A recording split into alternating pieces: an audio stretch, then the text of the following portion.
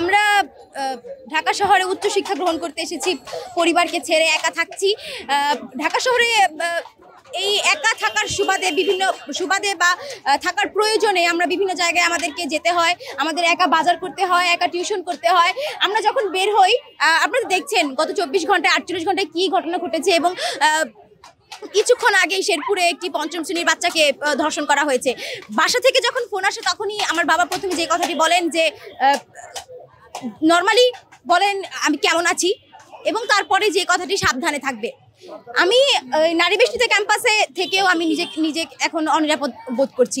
আমি বের হতে ভয় পাই, আমি বাজার করতে যেতে ভয় পাই, কারণ সেখানে কোনো একটা পশু এসে শরীরে হাত দিবে।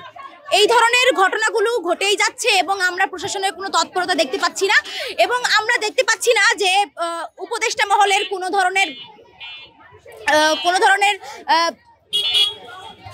তৎপরতা দেখতে পাচ্ছি না। আমরা তাই এর শাস্তির, এই ধর্ষকদের শাস্তির দাবি জানাচ্ছি, এবং যতদিন না পর্যন্ত আমরা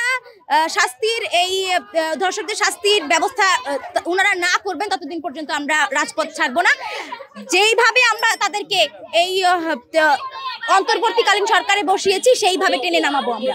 আওয়ামী লীগ ক্ষমতায় ছিল তখনও, এখনো দেখতেছি যে জুলাই আন্দোলনের পরে যে সরকার আসে তারপরও এই যে নিরাপত্তার ব্যবস্থাটা খুবই খারাপ।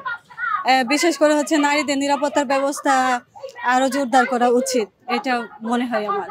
এখন বাইরে বের করতে গেলে আগে আমাদের মাথায় চিন্তা আসে আমি কি নিরাপদ, আমি কি বাইরে যাচ্ছি, এখন কি আমি সুস্থভাবে ফিরে আসতে পারবো, বা আমার যে ছোট বোন বা আমার যারা পরিচিত আছে তারা কি সুস্থভাবে ফিরে আসতে পারছে, এগুলো নিয়ে সবসময় আমাদের মাথায় একটু চিন্তা থাকতে হয়। কিন্তু কেন এই যে একটা বিপ্লব হলো, যেটা আমরা সবাই ছাত্র জনতা শ্রমিক সকল শ্রেণীর মানুষ যেখানে জীবন দিল একটা সুষ্ঠু একটা সুন্দর রাষ্ট্রের জন্য, সেই জায়গায় এসে যে এখানে কিনা সবার ইচ্ছা ছিল যে স্বৈরাচারের পতন হয়ে নতুন একটা সুন্দর রাষ্ট্র হবে, কিন্তু সেখানে কি আসলে সেটা হচ্ছে?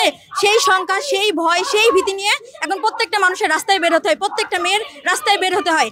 আপনারা বলবেন বা কিছু গোষ্ঠী বলবে যে মেয়েদের পোশাকের সমস্যা, যদি পোশাকের সমস্যা হয় বলতে পারেন শহীদ মিনারের ওই শিশুকে কেন ধর্ষণ করা হয়েছে, 5 বছরের একটা শিশুকে কেন ধর্ষণ করা হয়, সেটার উত্তর কি আপনারা দিতে পারবেন? এটুকুই বলতে চাই যে এই ঘটনা যদি দৃষ্টান্তমূলক শাস্তি না হয় আমরা পিছুপা হব না, আমরা এর দৃষ্টান্তমূলক শাস্তি নিশ্চিত করে তারপরে আমরা রাস্তা ছাড়বো। আমার পরিবার অনেক চিন্তিত, কারণ এখন আমাদের শহরে কোথাও কোনো নিরাপত্তা নাই, মেয়েদের তো বাইরে বের হওয়া এখন অনেক সমস্যা হয়ে দাঁড়িয়েছে, আর আমরা খুবই নিরাপত্তাহীনতায় ভুগছি। কারণ আপনারা জানেন যে আন্দোলন জুলাই অভ্যুত্থানের পরে থেকে যে বিশৃঙ্খলা আমাদের দেশে সৃষ্টি হয়েছে, আমরা তার বিরুদ্ধে আজকে প্রতিবাদ জানানোর জন্য বের হয়েছি। আমাদের বাবা মা দূরে থাকে, তারা নিয়মিত আমাদেরকে নিয়ে অনেক চিন্তিত, এবং আমরা কোথাও নিরাপত্তা পাচ্ছি না। আমরা বাসে বা ট্রামে করে কোথাও গেলে সেখানে আমরা অত্যাচারের শিকার হচ্ছি। কাজে বলে যে কোথাও যাওয়া যাবে না, হল থেকে বের হয়েও না, সাবধানে চলাফেরা করো, এগুলাই বলে। আমরা 5ই আগস্টের আগেও কিন্তু দেখেছি যে বড় বড় আন্দোলন হয়েছে, এবং এখনো কিন্তু দেখছি আমরা 24-এর কিন্তু অনেক বড় একটা আন্দোলন হচ্ছে, এবং সেটাতে কিন্তু সরকার পতন হলো।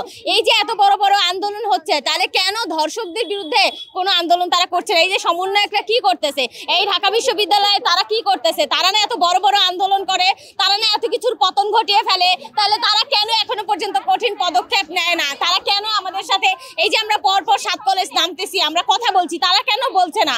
এই যে সরকার, এই যে উপদেষ্টারা তারা চেয়ারে বসে কি করছে, তারা এখনো কেন কোনো ধরনের পদক্ষেপ নিচ্ছে না? তাই আমরা বলতে চাই, এই যে আমরা বলি যে সংবিধান আমরা চেঞ্জ করে দিব, সংবিধান আমরা পরিবর্তন করব, তাইলে আমরা বলতে চাই পরিবর্তন যদি করতেই হয় সংবিধানের, আমরা 2টা জিনিস পরিবর্তন চাই।